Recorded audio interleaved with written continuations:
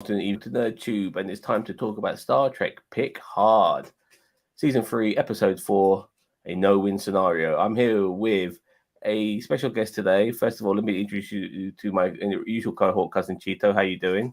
Doing good. And to fill in for Mage, as I might be hosting today, we have Laser Wolf from Florida. How you doing? Good. How are you doing? Pleasure to be here. Fine, thank you. Oh, you're welcome, mate. So, this is the fourth episode of this 10 episode arc of season 3 of Picard, the no-win scenario. This is the second part of a scenario that happened in last week's episode where the Titan was initially shot and by a stupid maneuver by Picard, who wanted to go all aggressive, and now they're stuck in this nebula, sinking in this nebula.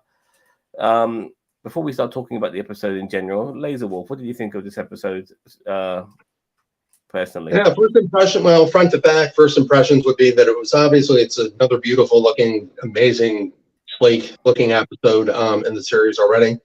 However, I found it to be hollow and ultimately predictable. Okie dokie. This is a quick summary. Cheetah?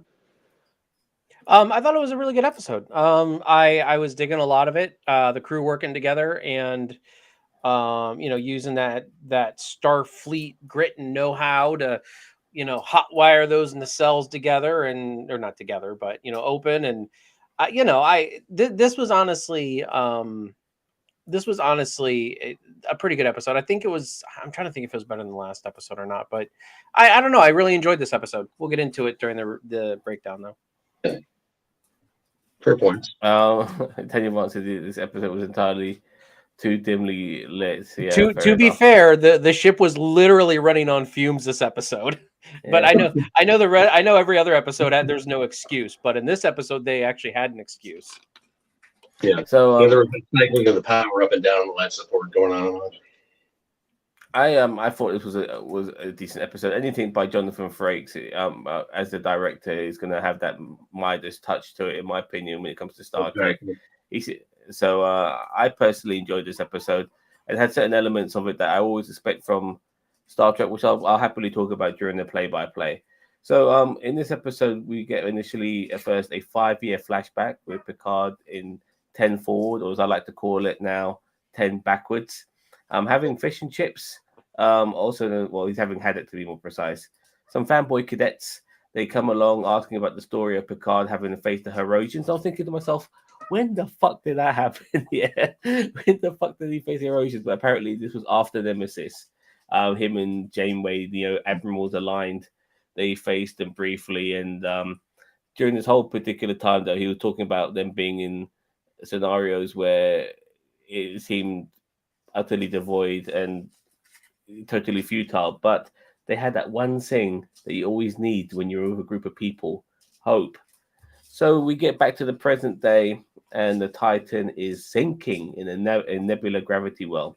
Nothing is working, and time is running out, including some sort of scenario of a flashing light causing a wave, creating more damage to the ship. Anything you want to add so far, fellas, that I've talked about?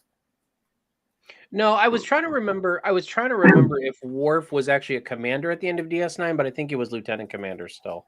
Because when he made a point to say Lieutenant Commander Worf, I'm like, or was he just Commander Worf? Because sometimes they only say, commander when they mean lieutenant commander. Like Data's Commander Data, but he's actually Lieutenant Commander Data. So, I was trying to remember at the end of DS9 if he had gotten that third full pip yet or not. And I'm like, I don't think he did. But anyway, that was just me being, me. If the nebula is putting out a pulse of bioenergy on a regular interval, can we somehow channel the energy into the ship? Says nobody. I feel a plot point coming. Yeah, well, I mean, I was expecting those Trekkerisms to happen at some point in this episode, and it didn't disappoint. So, but how do you get energy from the nacelle back into the warp engine? That's the one thing I didn't get, because usually it's the other way around. It's just a one-way stream out. And I was like, no, it's like a shop vac. It's got the reverse button on it. Yeah.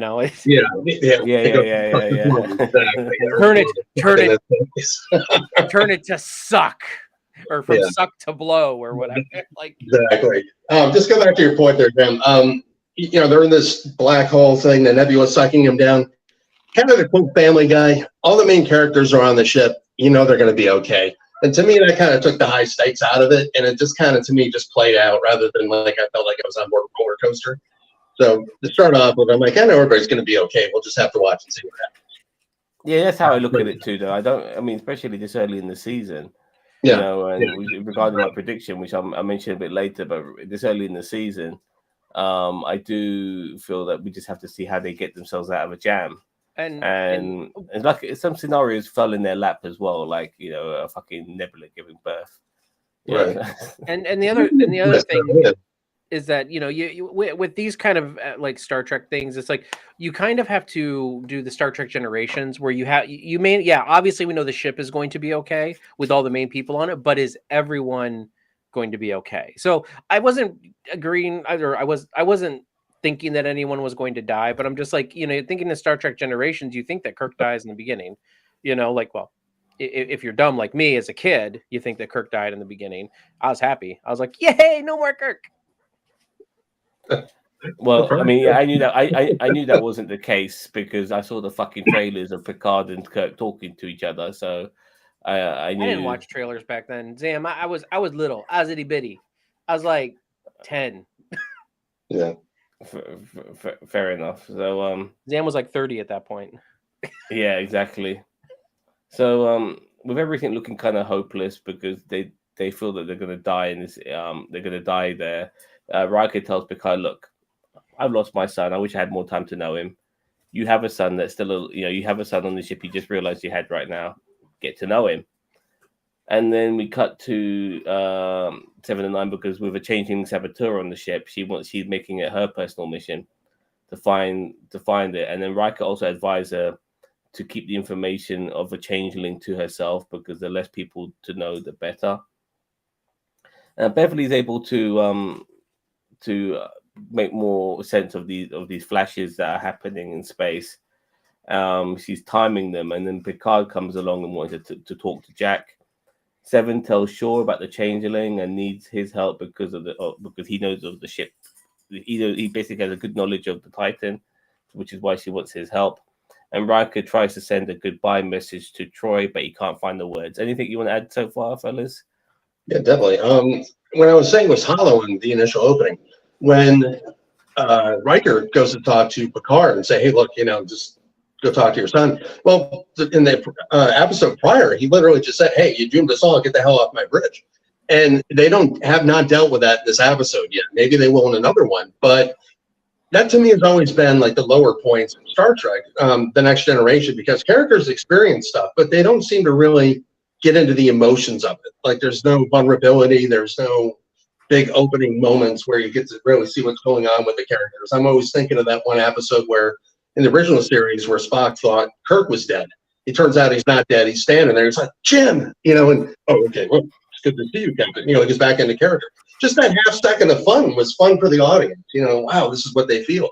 But, he didn't apologize to Picard. He didn't say anything. Just go talk to your son, which I can totally get where he was coming from on that point. That made sense. But still, dude, I wronged you, man. I was under stress or something. But he didn't make up for him. And then on the flip side, I don't know if you've gotten there yet, but he's talking to Jack in the bar, and it just still felt hollow. It was just, that's your son sitting there. Is there going to be more to this? Or I don't know. Maybe we'll find out in future episodes. But these were like high intensity moments. I feel like this played out flat, but I think that's typical of like Next Generation writing.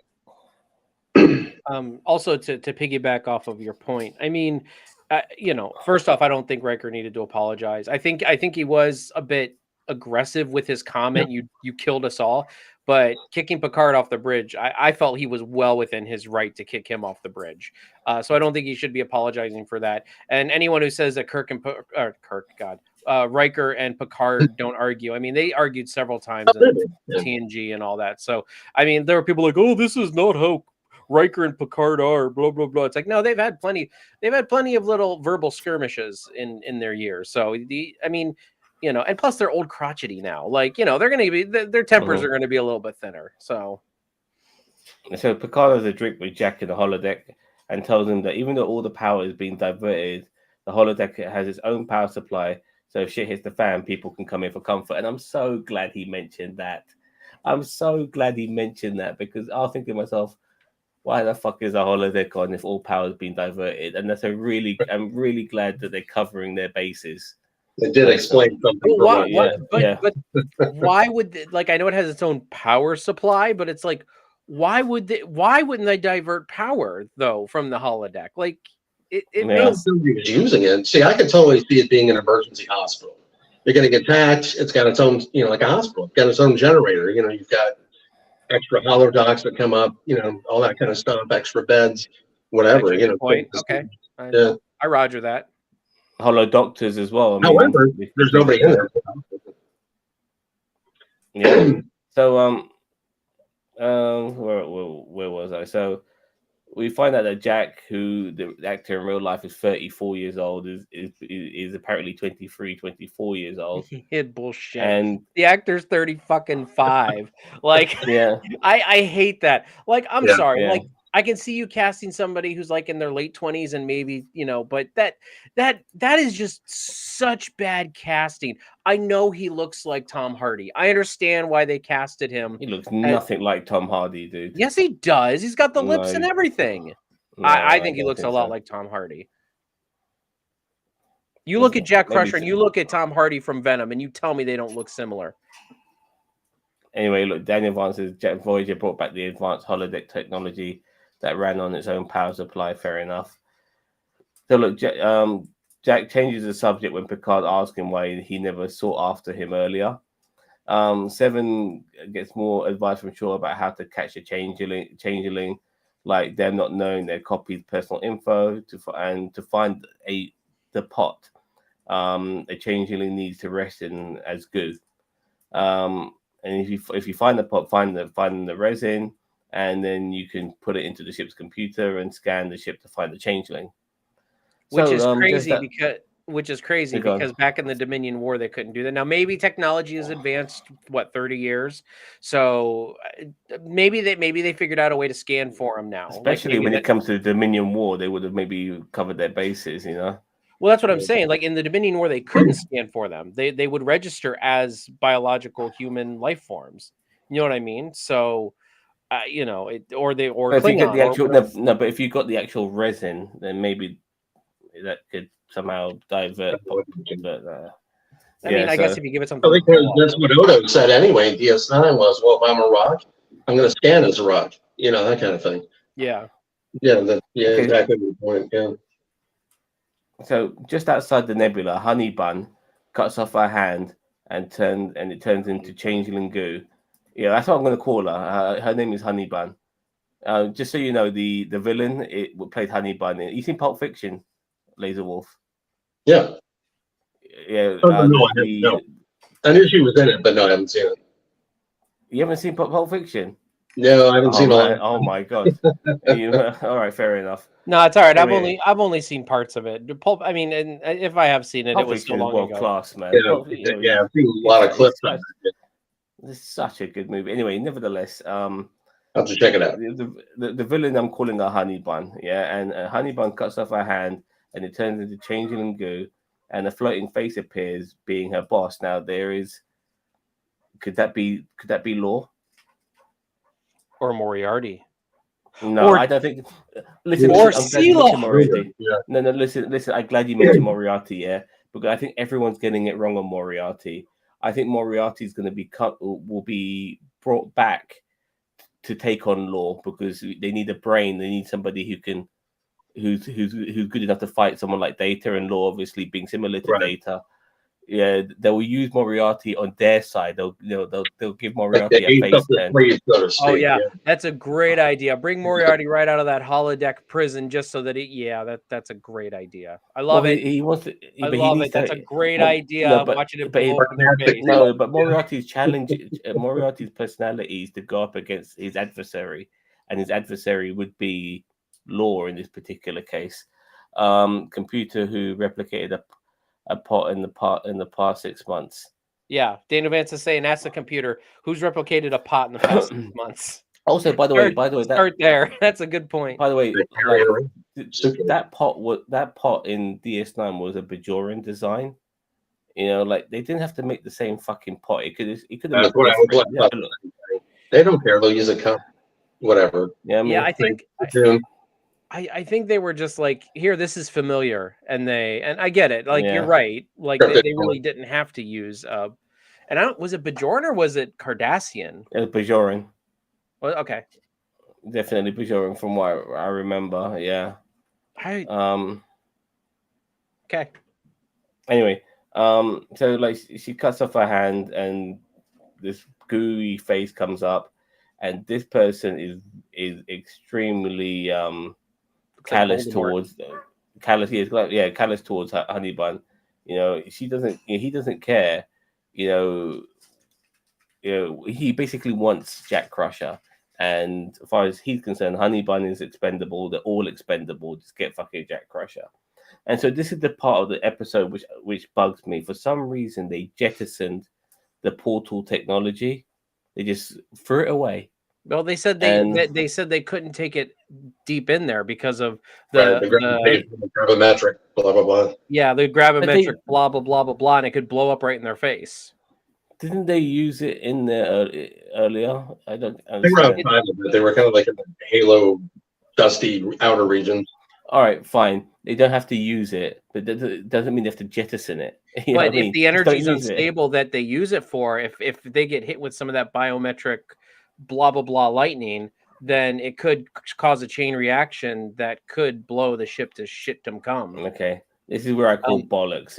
I thought all of this was stupid, you know what I mean? But personally, I understand that people try to make sense of it, but I think overall, I think it would have been better if it was damaged or something like that. I don't know. And then the time scale, and like the Borg started out like invincible, and over time they had to weaken them because it was just, you can't have all these high stakes moments where everybody barely gets away with their lives. It's just, you know, but we've only got 10 episodes now, so they already had to bring her down. Apparently, regarding the Borg, depending on the episode and depending on the movie, like they somehow have not readapted to the lasers of the guns, right. So they're able to shoot the fucking guns again at them, kill a few before they adapt again. So like that shit always pissed me off. By the way, no, like, I mean remodulating phasers actually makes sense with an energy shield harmonics frequency type thing, like. Daniel Vance actually dropping some science here. He says the portal technology held a singularity. The two singularities would have pulled towards one another, and he is absolutely correct. Also, he said that he couldn't help but think that Vadic was speaking to a Pa Wraith, which is a very, I mean, it would make sense. The Pa Wraith and the Pa Wraith, the devils to the wormhole aliens, the prophets. The Pa Wraiths were the anti to the. Did we ever see them before? Huh? Have we ever seen them before? Yeah, like DS9 seasons 6 and 7. Like Gul Dukat literally became their emissary. That's why when they made him into a Bajoran. Oh no, fuck those. Anyway, look, bunch of cadets, ensigns, and other lower ranking personnel go into the 10 forward holodeck as Jack and Picard are exchanging pleasantries. 7 encounters the changeling in the ship in the ship hallways. This particular changeling kills an officer right in the back, like that was awful. But when the changeling shoots back at 7, he destroys the pot, and 7 shoots back at him, gets several shots into him, and he turns into goo and escapes through this. So my question here is the ship. The changeling vaporizes the pot, but not 7. Like, why not vaporize 7 and then shoot the pot? Oh, they weren't vaporizing. They were blowing holes into each other. Yeah, but still, like, I mean, he vaporized the pot first. Like, why not shoot? He didn't vaporize the pot. He destroyed the pot. He shot it. But it vaporized, right? I'm pretty sure the pot vaporized in their hand. I think it broke into pieces. Well, he hit the pod. I just thought it was supposed to be a bad shot. He never changed the modulation of his gun. He shot that ensign in the back of the head or the back of the neck, and then turned around and so she never vaporized. She ended up still being a carcass on the floor. Did I ever say that Picard in current Star Trek was consistent? I did not. Well, I'm just saying, if that, he's not like going, okay, go and change it to vaporize. No, he never did that shit. He immediately turned around and shot at 7 and hit the fucking pot. All right. Oh, the pot was the pot turned into into little pieces. When it was blue and going through the vent, she could have shot it several times, but she hesitated. Yeah, so I think she was mesmerized by it. You know what I mean? Look at all that goo. Yeah. Anyway, so that's what I'm telling you. It's Picard's secret invasion. Anyway, Picard tells one of his stories to Jack how he and Jack Crusher Senior, which happens to be Beverly's late husband, did a mission on a planet to get laid. But shit happens like in most Star Trek episodes when it comes to getting pussy, and it almost turns to death. So Shaw gate crashes the conversation and tells the story of how he first met Picard. Theoretically, he never really met Picard in this story, but he basically, this was when Picard was Locutus, and Shaw happened to be just a random engineer on this particular ship. And when he escaped, there was only 10 places, even though there was 15 people that needed to take those places, and he happened to be one of the 10. And so this doesn't basically exonerate Shaw's bigotry and hatred. So it doesn't exonerate Shaw's bigotry, but it definitely explains it, why he has an issue with Picard, which is why he treated him like shit when he first came on the ship. And also why he dead named Seven and calls her Hansen instead of what Seven wants to be called, which is Seven. So because he has an issue with the Borg, and obviously Seven and Picard are ex-Borg, so he has an issue with them. I just have to say that Shaw, the actor who plays Shaw, did a fantastic job in this scene. I really felt the I really felt the agony in his voice about why did I survive? Who, like, that survivor's guilt. And I really felt like he did a great job. After, like, Picard walks away, obviously, but he's had enough and he feels guilty. The rest of all those young cadets, they look at their captain with disgust. But he goes, I'm sorry, I substituted Charm to be an arsehole. And Daniel Vance has also said similar things. First of all, he says, I called Shaw's story and the Battle of Worf 359. I'm sorry, that goes over my head. Forgive me, at some point, arsehole became a substitute for Charm. As a man that deals with chronic pain, I wholeheartedly understand Shaw's statement. Yes, I deal with chronic pain as well. It's called fucking YouTubers. I just want to also say the pot was vaporized. I just looked it up, motherfucker. So it was vaporized. Yeah, but he shot the lady in the back of the head. She didn't get vaporized. 2 hours ago. Look, I got it I saw it with my very own eyeballs. I'm like, you know what? Fuck this. I'm looking for myself. All right, fine. Then you're right. Then it's bad continuity as far as Picard's concerned. And I said that like 10 minutes ago. I'm going to agree with you. This was a standout scene, though. I thought he did a great job acting in it. It does explain a lot. However, in the previous episode, he folds instantly. Picard comes onto the bridge and blah, blah, blah, we're doing this. He goes, why are you doing this? And he just drops his arm. Obviously, that was scripted, so all this stuff can happen, but kind of a counterpoint, but that was a really good scene. I got to admit, I'm totally on board with that comment. Okay, well, as Picard leaves the holodeck, Beverly says that she bumps into him in the corridors and says that the flashes of light hitting them is like contractions. The nebula is giving birth. Now, Jack believes that they can use the energy from the waves to get out of the nebula and the asteroid field.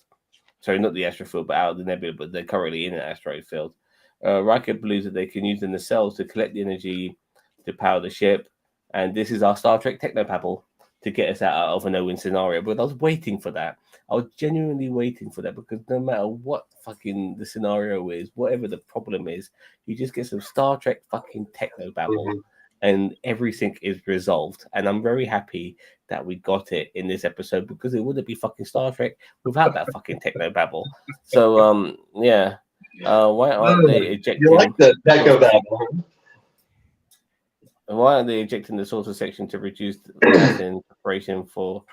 I don't know. No, I know why. Because they need to go to warp, and they need their battle section to go to warp because the nacelles are there.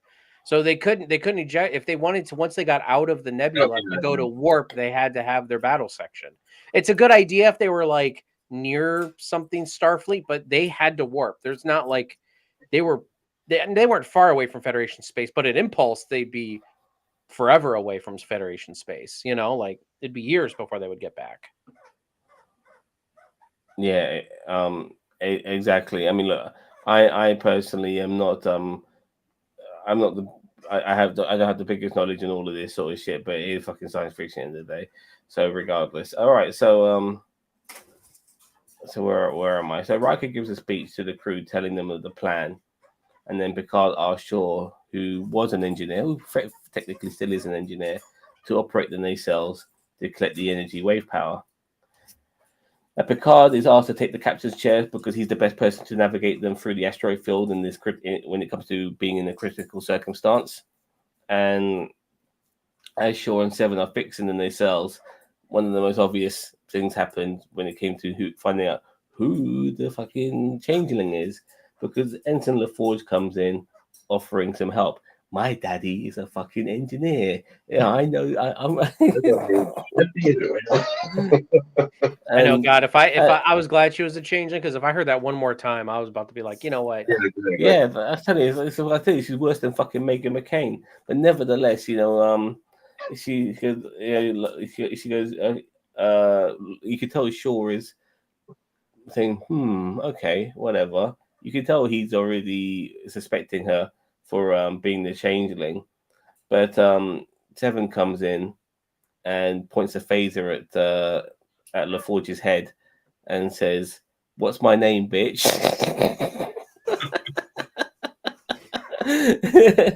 And then she goes, "Hanson," and he goes, "Wrong," and shoots her. And then Seven goes, "That's not my name.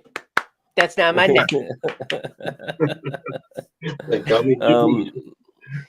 We got a fuck and a dipshit out of Picard. Not the first fuck for Trek, but it's the first dipshit that makes 8 curse words used across all of Trek. Mate, I feel like there's been 8 curse words used in this entire season. You know what I mean? Not really. You know, like, well, it feels like that. We're doing this fan film, and I'm looking at. I kind of got involved with it before, but I'm reading through all the rules that fan films are allowed to do and not to do, and they say, remember, this is Trek. So no swearing, profanity, drug use, heavy adult themes, etc. And I'm like, watching Picard, and I'm like, okay, we're not supposed to do this. We're definitely not supposed to do any of that. I mean, you got Raffi who's using drugs. You know, yeah, like, I mean... Exactly. I'm like, look at Picard, though. You know? Heavy adult themes. Kirk was shagging everything on fucking 2 legs. And I mean, I'm pretty sure some of them had 3 legs and he was shagging them. So. Yeah, and any excuse to get a crack shot or a fucking cleavage shot. I mean, they were ridiculous. Anyway, yeah, sometimes Trek has got their head up their ass a little too much when it comes to like holier than thou department. Because no, we can direct you to the cat suits here in TNG era and onward. I've been getting into this on the forums where people bring up Troy and how she was raped several times, either mentally or whatever on the show. And then I bring up as a counterpoint to that where Riker was involved with that nurse lady, the woman who played Frasier's wife on Frasier. But anyway, so she's like, well, I'm not going to let you out of the hospital until we have sex because I always wanted to have sex with an alien. They make it funny. But that's like a quid pro quo kind of thing. And I'm like, you're really playing with that. I don't know. Looking back on it with the whole Me Too thing and also how many times the women have been raped, it just, I don't know. Weird thing to me how they made a joke out of it now. I don't know. Yeah, well, I mean, it's like, you know, I mean, their morality at the time, you know. I mean, I think, I mean, when I say different times, I don't mean it was acceptable, but it was stupid regardless. Yeah, because they weren't aware as I don't think they really truly understand things the way they were supposed to understand them back then. Yeah, you know what I mean, because like, an opportunity to make a bigger point. Like maybe that's how women feel offices, or even the casting couch, the proverbial casting couch. They could have made a bigger point with that, but they the fact that let it go. Troy was constantly used as rape bait was wrong in its own sense, and the fact that they made you know, they made these jokes regarding, you know, women always wanting to shag Riker all the time, even when he doesn't want it, is also wrong. They're both wrong. You know what I mean? Yeah. There's no ifs. You know what I mean? So anyway, regarding the changeling, they killed the changeling. By the way, you'd have thought they wanted to somehow keep it alive so they can question it. Yeah, it's hard to keep a changeling alive though, because I was thinking that too. Like it's almost better to get rid of it, and I mean, if you have the opportunity to capture it. What did Odin do? I don't recall. He didn't have to eat, but he would pretend to just for fun. But I don't know. What do you do? But it made sense for the changeling not to be a high-ranking official because it would never have got away with it. It was easier to be like low-ranking officials, ensigns and whatever, because it's easier to hide amongst them. And if you end up being the captain or first officer, you're going to stand out. So I was thinking why it was never like Shaw or Riker or anybody like that, but it makes more sense to be an ensign. I think this would have been a perfect opportunity for Jack Quaid to come in as a changeling Blimler and be like, "Hey, need any help? I'm Ensign Blimler." It would have been great. It would have been great. Come on, live action Blimler. Not yet. But he was a changeling. It was too serious to have a comical moment like that. A comical character. Anyway, so Picard managed to get the Titan through the asteroids, and now they wait for that nebula blast. And the cells are absorbing the power to recharge the ship, and then they get the nebula blast, obviously, and they get hurtled along. But guess who's round the corner? The Shrike, and it comes and it's ready to catch them. Yeah, all the fucking time, man. I can imagine just somebody on the guitar going, what I mean? Every time he sees that shit. Yeah. So, the Shrike comes along, and then it's payback time. You throw a ship at us, the Titan's going to throw a fucking asteroid at you, and that was a beautiful moment. It was. I want to call that almost the Riker maneuver. Like he's got too many maneuvers. But he hurls an asteroid at them, not destroying the Shrike, but definitely incapacitating them. So after all that excitement, we see a spawn of nebula space baby jellyfish. That's what the nebula has given birth to, all this fucking space jellyfish. But unfortunately, the crew of the Titan don't have much time to admire all of this shit because they've been chased by a psychopathic honey bun. So they go to warp and fuck off, and the final scenes of is flashbacks or flash forwards or visions. I apologize. No, I take that back. So the final scene is young Jack Crusher in the flashback, asking Picard how about a real family, because remember we saw the flashbacks of Picard talking to those crew members, and Picard responded, "I have only one real family, and that's Starfleet." And that's the only one he ever needed. And by the way, that is a typical bullshit like question that a teenager would ask, even though he's at that point he's like a 30-year-old teenager, even 5 years ago. Like, but still, like it what was Picard didn't know he had a family, motherfucker. Exactly. That's what I felt a little bad. It's like you didn't know. Well, even Picard mentioned that earlier in the last episode or two, where he said, like, well, if I had known, he's like, crap, give me some credit here, Well, in the defense of Jack, even though he looked 30 years old, he was playing somebody and they de-aged him a bit. I'm not sure if you noticed that in his face. I noticed, but it wasn't enough.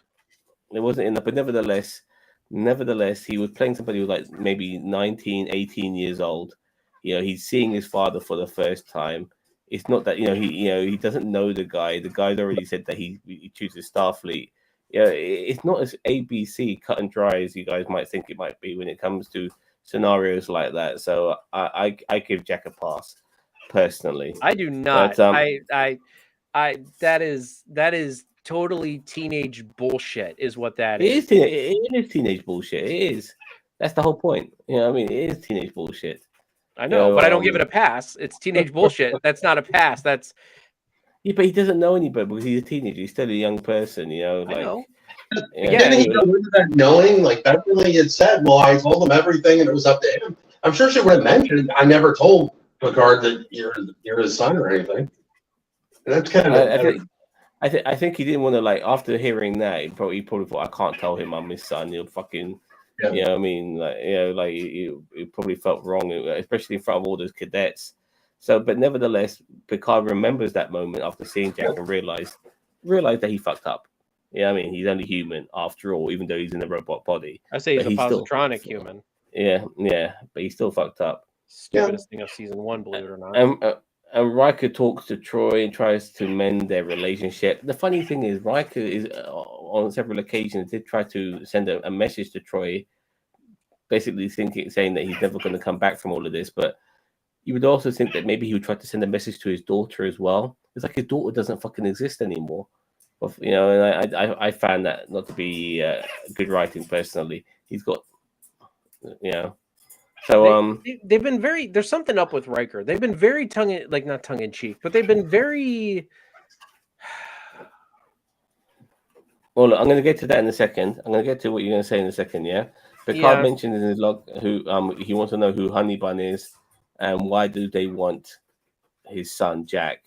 And as Jack freshens up, and this is where I was wrong last week regarding him hallucinating from that gas. I thought that was the reason, but I was wrong. I admit I was wrong. Jack freshens up and he sees more hallucinations, possibly visions of the future, of destruction and all that sort of shit happening. And that's how the episode ends. Is what I think it is. Yeah, well, nevertheless, he sees that. Now, my prediction for this season is that I think Riker's going to die. Probably. I would not be surprised. I really think he's going to die. I feel in a way that will be extremely tragic for Diana Troy because then she would have lost her husband as well as a son. But then they'll bring Riker back as a positronic. No, they're not. What it is that Riker famously said, "I'm going to live forever" back in TNG, and Star Trek Generations. One of the final lines, actually, I think. Was it Generations? Yeah. He says, "I don't know about." Yeah, they're talking about the whole time thing in the Nexus, and he says, "I don't know about you, sir. I plan on living forever." That's where that was from. Yeah. So, and after seeing some of the stuff that's happened today. Oh, sorry. Go ahead. I mean, cut you off there. Well, I agree with what Daniel you're saying about. I thought the same thing when I saw that because all the nanoprobes and nanobots and all that kind of stuff that Seven's got, we'll say to give those to Jack. And then somebody on the forum said that like that black cloudy stuff is reminiscent of something else, but it was work related. I forget what the comment was, but I thought the same thing because of that comment somebody made that's reminiscent of another episode or something. So I thought the same thing that Daniel was saying down here.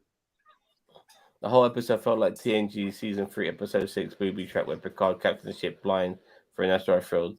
Leia Brahms episode. Okay, well, Daniel Vaughn thinks that Diana Troy will die. Deanna Troy still died. The song we heard in the early episode is about the fall of Troy. You really think Riker's going to die? At the end, he's got this whole magical, I just witnessed the birth of space jellyfish. Wow. He's like on endorphins. You really think he's got Death Wish, or do you think it'll be accidental? Like going along with your train of thought, like it'll be some other. I just feel that we theoretically we kind of had a big death already with the death of Data. I mean, again, you know what I mean? But I do feel that because he's an android, you almost like you can give that one a pass. I think they're going to go for a big character death, and like these actors are not going to honestly, will they still be doing any more Star Trek after this? I don't think so. I mean, they're all in their 70s now. Oh, you're talking about the actors. I'm like, I think you're talking about Paramount. Everybody wants to do it. They're open to doing it, but I don't know.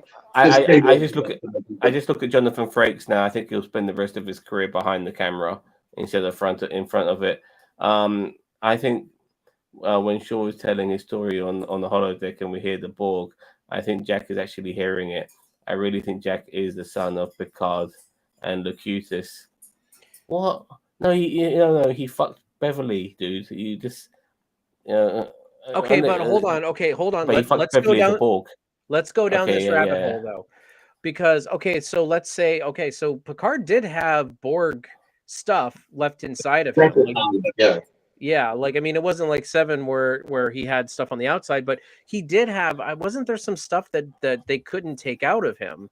And they never really touched on it again because of as Laser said before, TNG was notorious for like, hey, here, I think Locutus is the only episode that they Best of Both Worlds is one they actually carried over into the next episode. But after that, you never heard much of anything about any fallout of that. Like Picard, like Seven, like Picard would have to get checkups every now and then to make sure his Borg stuff that didn't resurface or whatever.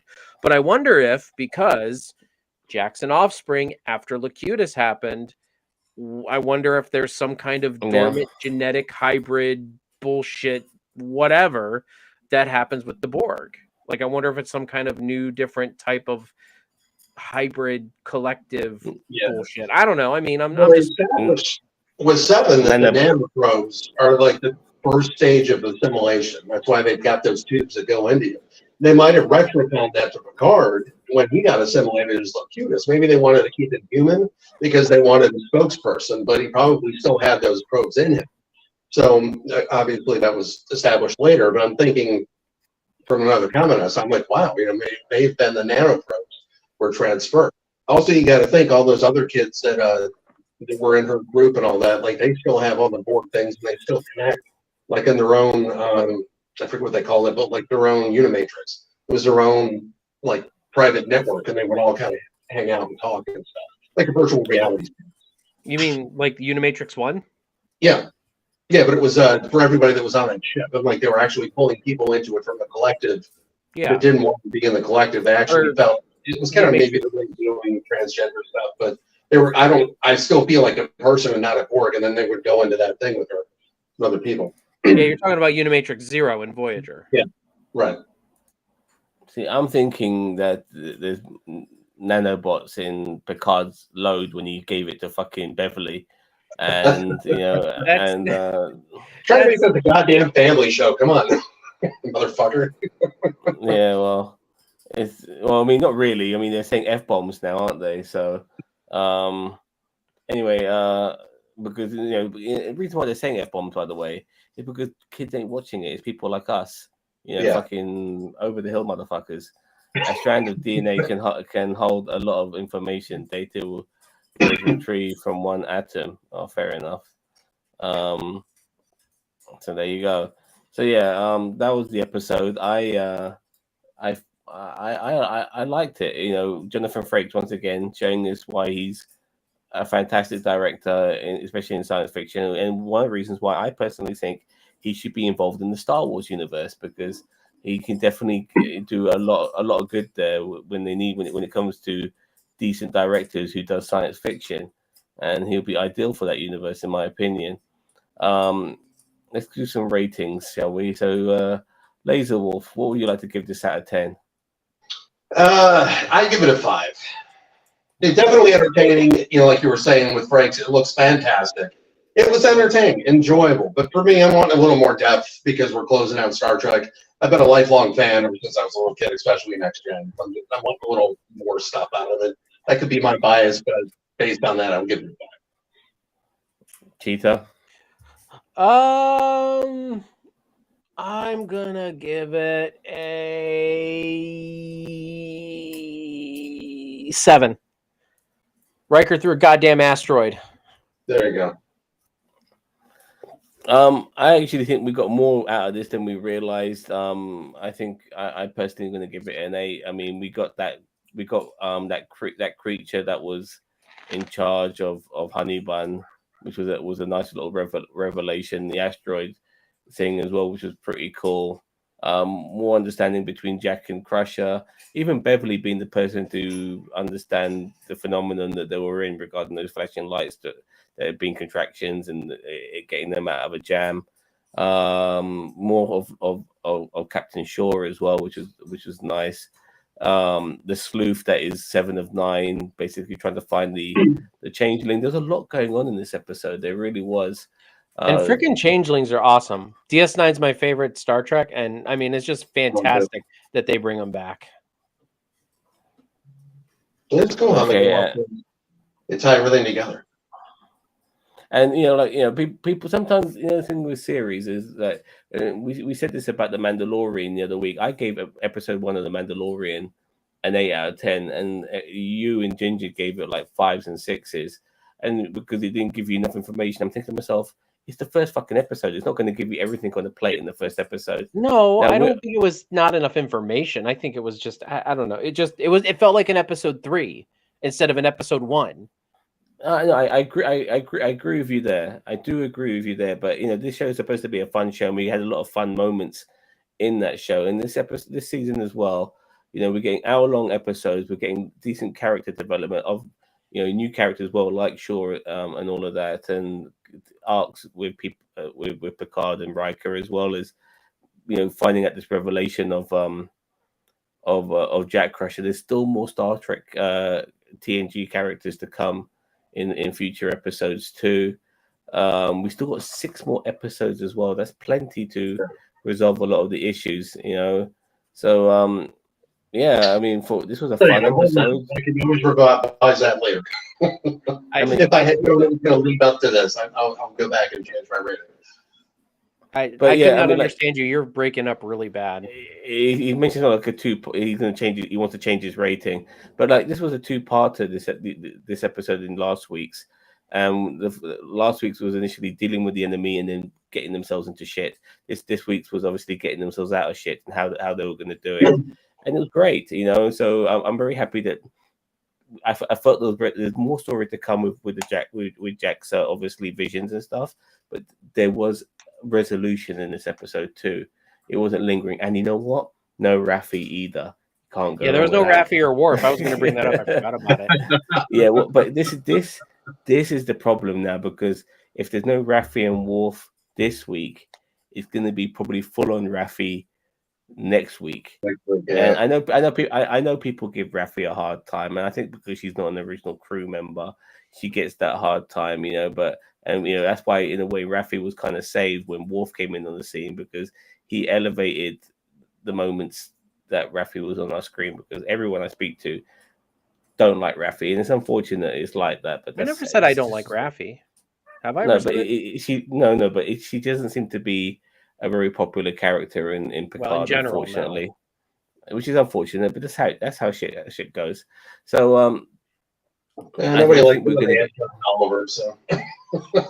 Well, but I do think that regardless, I think next week we're going to be getting a lot more of her. I think they're going to catch up with her story arc. And I think we're going to get LaForge. I think he's coming in next episode. Oh, yeah, definitely. Well, we've already seen promo shots. He's got to be in there somewhere. So. Yeah, eventually. I mean, we're getting to the halfway point now, so we will need people like LaForge and Lord to come in sooner or later as well. So, yeah, there's lots to be resolved. And I look forward to all of that coming. So yeah, it's gonna be great. So all right, so that's our marks. So this Saturday, if people want to know, is that we're going to be reviewing a fan film with Laser Wolf in it. It's called remind me of the name again. Captain Ross' Final Message. Captain Ross' Final Message. Now it'll be myself and Cheeto. Hopefully, not Daniel Vance. Hopefully, Vance himself, Captain Eric Menard, will also be joining us for that fan film reaction. And that'll be on Saturday, 12 p.m. GMT, 7 p.m. EST. So join us for that on Saturday, the 12th of March. 11th? Saturday is the 11th. It'll be the 12th for you because I think it'll be after midnight. Oh, sorry, my bad. I'm looking at the clock and it's just gone midnight, so it's the 10th here. So I misread it. Yes, the 11th. You're absolutely right. So yeah, Saturday the 11th of March. So join us. Please join us for that. It's gonna be fun. I guess. So yeah, and hopefully Laser Wolf will be giving you some good marks. Because we were really. Were you in the Commodore Boone's fan film called Sorry? Were you in that? No, I wasn't. I just got with these guys actually really recently, so I'm just kind of picking up on the history of all that, but I was not. Well, we were sorry that we had to watch that fucking pile of shit, but that's how it goes, you know what I mean? Yeah, so it was. Oh yeah, I know all about it. Yeah, that's what it's not.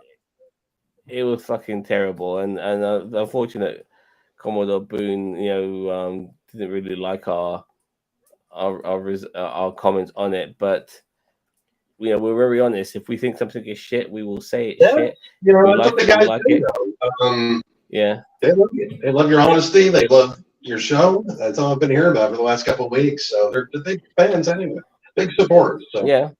Well, look, I might like it. He might fucking hate it. You know what I mean? It's happened. Fucking like it, and I might fucking hate it. You know what I mean? So it can go that way as well. But Keep in mind, it's a team building exercise to a much larger adventure. So it's sort of like a trailer. Almost, we have a trailer, and the film is also a trailer, but it's more like a prequel. Is all it is. So. A prelude, if you will. Yeah, exactly. There we go. Prelude, not a prequel. Prelude. That's where you are absolutely right there.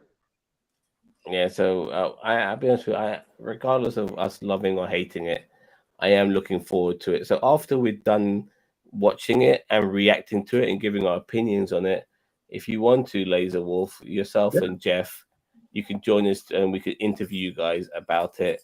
So you can tell us your processes you went through. And if you personally think our criticisms were valid, or if you'd like to maybe,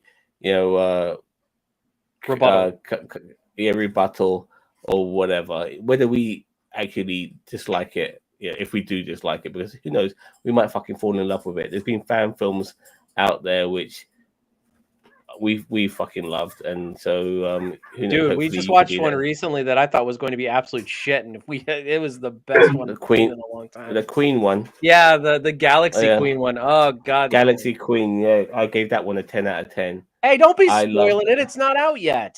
Oh, I'm so sorry. Damn, I thought it was. I apologize. No, I've just done a fucking Mark Ruffalo. I do apologize. You know what I mean? Sorry, I'm sorry. But yeah, that film was fucking great. So yeah. All right. Thank you everyone out there in YouTube land. We'll look forward to seeing you. Yeah, we'll look forward to seeing you guys on Saturday. Take care everyone. Don't forget to like, share, subscribe to the YouTube. There's more reviews of us to come from next week onwards, as you already know. Thank you, Cheetos. Thank you, Laser Wolf. Take care everyone.